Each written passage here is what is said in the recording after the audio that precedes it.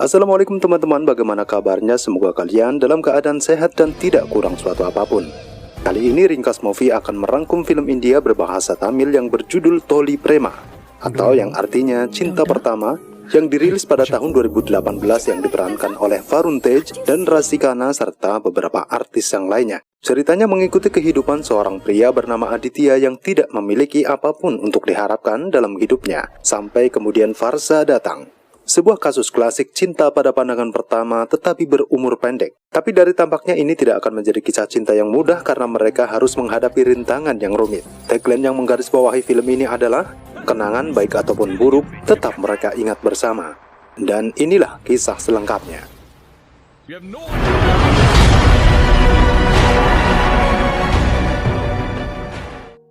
Film dimulai dengan Aditya yang dengan panik mencari seorang gadis di London yang hilang. Lalu kemudian Adi duduk di tepi sungai. Terdengar narasi mulai berbicara tentang bagaimana dia sukses di tempat kerja, tetapi kehidupan cintanya gagal total.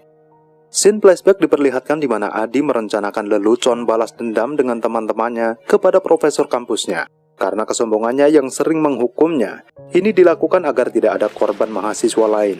Selama 2 tahun kehidupan kampus yang menyedihkan meskipun dia menjadi mahasiswa top. Aksi mereka pun diketahui profesor ketika percikan api dari petasan membakar kain penutup wajah Adi. Mereka pun kabur dengan keberhasilan lelucon gila itu.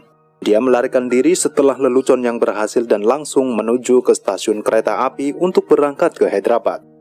Saat kereta berangkat, teman-temannya mendesaknya untuk menunggu sampai teman-temannya yang lain membawakannya sebotol cok yang dibubuhi vodka yang dijuluki sebagai Golden Drop.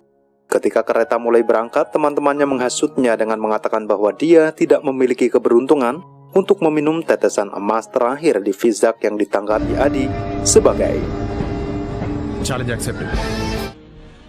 Dia pun mempertaruhkan nyawanya untuk mendapatkan botol jok yang hampir tertabrak tiang lampu sebelum ditarik kembali ke dalam kereta oleh Farsa. Adi pun langsung memeluk Farsa dan jatuh cinta pada Farsa pada pandangan pertamanya.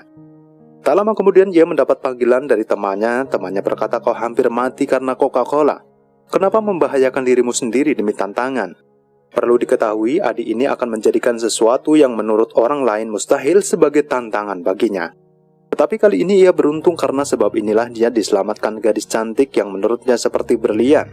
Dia berkata bahwa mungkin ayahnya investasikan dia di bank. Kalau tidak, orang seperti dia pasti akan mencurinya. Ternyata Farsa keluar dan mendengar apa yang dikatakan Adi. Selepas itu datang petugas tiket. Sialnya dia meminta vodka alkohol itu agar dipegang petugas sehingga tercium baunya. Adi pun mengelak bahwa itu tidak bau dan meminum semua kemudian membuangnya. Kemudian ia menjawab itu adalah alkohol, tapi mana buktinya? Petugas pun tak kalah akal, dia pun membuang tiket itu dan berkata, "Mana buktinya?" Hingga akhirnya Adi pun diturunkan sebelum sampai di Hyderabad. Hingga malam pun tiba, kereta berhenti dan Farsa keluar sambil cekukan. Dia mengambil air sementara kereta hendak berangkat. Farsa bergegas pergi, tapi tiba-tiba muncul beberapa preman menghadang. Adi yang mengejar kereta tidak tahu kalau yang ia lewati adalah Farsa karena buru-buru, tetapi akhirnya dia tertinggal juga.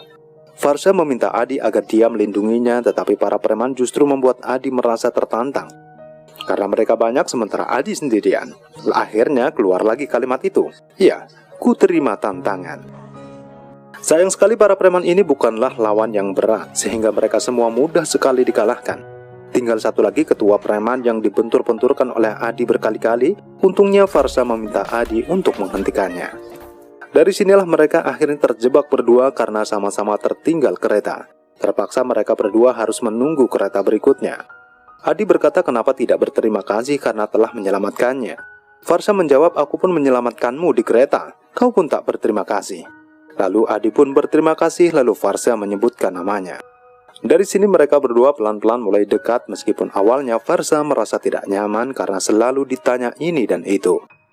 Adi mencoba merayunya melalui godaan, tetapi Farsa adalah gadis yang sangat pendiam dan lugu dan mencoba untuk menghindari masalah. Adi pun mengatakan cinta pada Farsa yang membuat Farsa terkejut. Padahal baru kenal tetapi sudah to the point bilang cinta. Adi menjawab begitulah dia orangnya, tetapi Farsa adalah gadis yang tidak mudah mengambil keputusan sebelum dipikirkan terlebih dahulu dan tidak mudah menyukai seseorang. Adi segera mengusulkan cintanya kepada Farsha dan mengharapkan jawaban darinya di pagi hari. Jika tidak, dia tidak akan kembali ke kereta yang telah disetujui oleh Farsha. Yang mengejutkan, ketika dia bangun, Farsha tidak bisa ditemukan dan telah pergi terlebih dahulu. Adi pun sedih karena dia tidak bisa melupakannya dan mencari kesana kemari di seluruh Hyderabad, tetapi tidak berhasil. 3 bulan telah berlalu, dia mendaftar di universitasnya tetapi masih tidak tahu di mana Farsha berada. Banyak gadis-gadis yang tertarik dengan Adi, namun dia menolaknya karena hatinya sudah terpaut dengan Farsha. Ini adalah Raffi, teman baik Adi. Hari pertama di kampus, Adi langsung disambut senior yang sok berkuasa yang diketuai oleh Somu. Dia pun ingin mengerjainya. Sementara di sisi lain, Godavari, ini dia, bersama mahasiswa senior juga tertarik pada Adi dan punya rencana yang sama seperti senior pria. Godavari mengusulkan bertukar korban, Adi untuk Godavari, dan dia akan dipertemukan dengan gadis fakultas arsitek satu. Oke, Kak. Godavari mengatakan pada teman-temannya ada Kak Santa, Kak Swati, dan Kak Sandia. Teman-temannya berkata jangan genit dengan mengenalkan dengan panggilan kakak. Godavari pun menjawab, begitu pula perasaanku ketika dipanggil kakak oleh dia.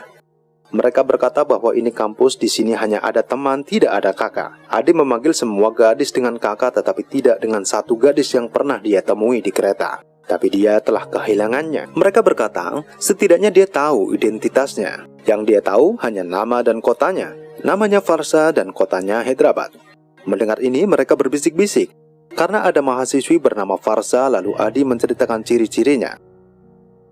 Benar saja, dia menemukan Farsha terdaftar di universitas yang sama dengannya selama ini.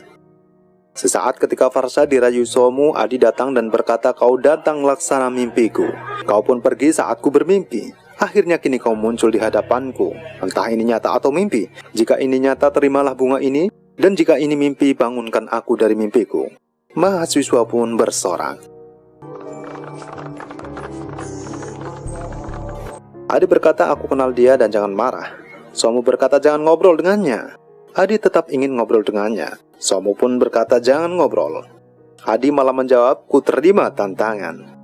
Somu menggenggam kerah Adi. Adi berkata, pegang kerahku semenit, maka dia tidak akan ngobrol lagi dengan Farsha. Oke, kata Somu. Sayangnya ternyata ada rektor. Akhirnya Somu pun melepaskannya. Di kantin, Adi dan Farsha mengobrol. Dia kemudian mengatakan kepadanya bahwa dia mendaftar di universitasnya dengan membayar banyak uang, meskipun mendapatkan kursi gratis di universitas lain setelah melihat surat penerimaan Adi pada malam perjalanan mereka. Dia pun menjelaskan bahwa dia pun tidak bisa memberinya jawaban di kereta karena takut ayahnya datang lebih awal dan dia masih tidur. Sejak itu Farsha memberikan banyak tanda bahwa dia pun jatuh cinta padanya, tetapi dia tidak mengatakan 3 kata itu kepada Adi. Diceritakan Raffi pun mendapatkan visa ke Inggris, sehingga menjadikan Adi harus kuliah sendirian tanpa sahabat baiknya. Malam itu hampir saja Farsha menabrak motor dan terjadilah adu mulut yang hampir menjadikan perkelahian. Kalau saja Farsha tidak memaksa Adi agar dia tidak berkelahi, meskipun kemarahan Adi sudah pada puncaknya. Di lapangan basket, Farsha berkata agar mengendalikan amarahnya, karena ia pun tak suka dengan itu. Yang dibalas oleh Adi, dia pun tak suka karena dia belum bilang cinta padanya.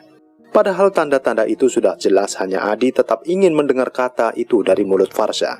Ketika Farsha mau pergi, Adi memegang tangannya. Bersamaan dengan itu Somu dan yang lainnya datang. Farsha justru menantang Adi agar memegang tangannya 1 menit saja, maka akan dijawab apa yang dia inginkan.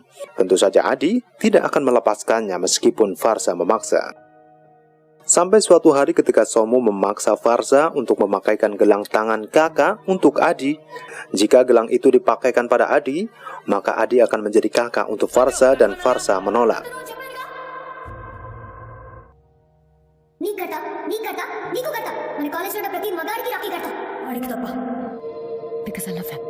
Mengejutkan, Farsha mengungkapkan cintanya di depan semua teman universitasnya. Malam itu mereka berdua di mobil setelah malam mingguan mungkin. Ya, ada sesuatu yang mereka berdua inginkan tetapi masih malu-malu. Adi yang mendahului meminta izin mencium, tetapi Farsha berkata itu tidak sopan. Sepertinya susah untuk menceritakan adegan ini kawan. Jadi lebih baik kalian lihat sendiri saja. ఒక్క కిస్ వర్ష, ఒకటి. సరే సరే ఒకటి.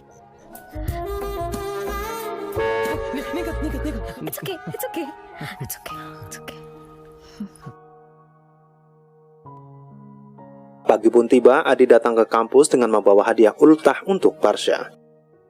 Adi menemui Farsha yang sedang makan coklat. Farsha menawarkan coklat pada Adi, sayangnya Adi benci coklat. Farsha pun cari cara lain agar dia mau menerimanya, tetapi tiba-tiba Somu datang. Jangan paksa dia, apakah kau ingin aku suapi? Seketika itu dia marah. Sontak pula Farsha seolah-olah ketakutan, tak ingin Adi marah dan berkelahi. Somu justru menambahkan, Farsha bisa kendalikan amarahnya, coba kendalikan amarahku. Tak sengaja Somu merobek baju Farsha karena mencoba melerai. Terjadilah perkelahian hingga akhirnya mereka berdua dikumpulkan di hadapan rektor. Dijelaskan Adi bahwa dia menggoda Farsha dan dia membelanya. Rektor menanyakan duduk kejadian dan sudah tahu rumor bahwa mereka berdua pacaran. Tetapi Farsha berkata itu tidak benar, kami hanya berteman. Kami sedang belajar fisika lalu Somu datang dan berdebat dengan Adi hingga berkelahi. Rektor pun menjawab bahwa Adi telah membuat seorang gadis merasa bersalah. Adi pun pergi tanpa berkata apapun dengan hatinya yang terbakar amarah. Farsha mendatangi Adi dan mengajaknya berbicara, tetapi Adi menolak karena dia sangat marah dan tidak mau akan memperburuk masalah. Semua yang dikatakan Farsha di hadapan rektor sebenarnya agar orang tua Farsha tidak menyalahkan cinta mereka berdua sehingga dia pun berbohong. Tetapi Adi punya pendapat lain, kenapa dia katakan cinta di hadapan ratusan mahasiswa, apa bedanya?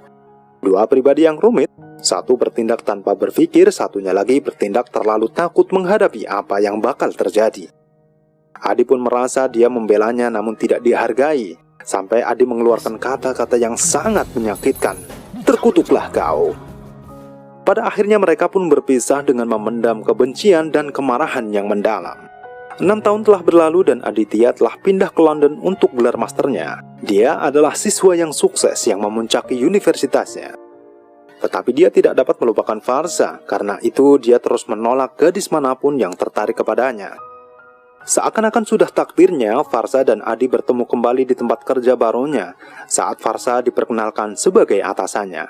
Pada awalnya, Adi membencinya dan mencoba mempersulit hidupnya. Tetapi Farsha mencoba yang terbaik untuk bersikap ramah. Perlahan-lahan mereka berdua mulai saling memahami dan menjadi teman.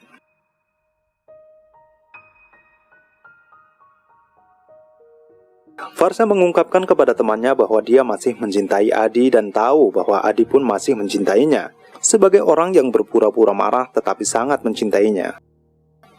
Namun Adi di sisi lain mengungkapkan kepada teman-temannya bahwa dia tertarik pada Farsha karena dia adalah cinta pertamanya. Tetapi dia tidak mencintainya lagi dan sayangnya, Farsha mendengar ini dari belakang. Farsha kemudian bertemu Adi untuk terakhir kalinya dan memberikannya sebuah kotak dengan barang-barang yang dia berikan padanya 6 tahun yang lalu ketika mereka masih menjalin hubungan. Dia menjelaskan kepadanya bahwa meskipun berada jauh darinya selama 6 tahun, 6.000 mil jauhnya, dia masih terjebak pada insiden yang terjadi selama 6 menit. Dia mengulangi bahwa dia tidak mampu mengubah sifat marahnya dan dia akhirnya selesai memperjuangkan cinta mereka. Adi pun membuka kotak itu mengetahui bahwa dia menyimpan cinta yang dia berikan kepadanya. Tetapi justru Adi memberikan kebencian yang dia berikan kepadanya. Dan menyadari kotak itu juga memiliki foto kelulusan yang hanya dikirimkan kepada ibunya. Ibunya mengungkapkan bahwa setelah Adi pergi ke London, Farsha datang mengunjunginya untuk meminta maaf. Tetapi saat itu dia berpikir untuk hanya melindungi putranya sebagai seorang ibu. Farsha datang mengunjunginya lagi setelah 6 tahun dan mengungkapkan kepada ibunya bahwa dia menginginkan Adi dan dia masih mencintainya. Dan ibu Adi pun menyadari bahwa cintanya itu nyata. Ibu Adi mengingatkan Adi bahwa Adi cukup marah untuk menjauhkan Farsha, tetapi Farsha masih mencintainya. Sehingga Adi pun menjauhkan setiap gadis lain untuk datang ke dalam hidupnya. Dia menyadari bahwa dia masih mencintainya dan berlari kembali untuk menemukannya, hanya untuk menyadari bahwa Farsha telah pergi. Dia pun berlari ke seluruh London mencoba menemukannya dan akhirnya duduk sedih di dekat sungai. Adi kemudian meminta kepada Tuhan untuk memberikannya satu tanda untuk membantu cintanya. Suara bel kereta kemudian menyentapnya. saat dia mengetahui di mana dia bisa berada dan akhirnya menemukannya di stasiun kereta. Dia mengakui kepada Farsha bahwa dia tidak bermaksud apa yang dia katakan ketika dia mengatakan bahwa dia tidak mencintainya lagi, seperti bagaimana dia bermaksud ketika dia mengatakan bahwa dia membencinya 6 tahun yang lalu. Cerita berakhir dengan keduanya berpelukan saat mereka mendamaikan perbedaan mereka dan akhirnya saling memahami. Dan cerita pun berakhir.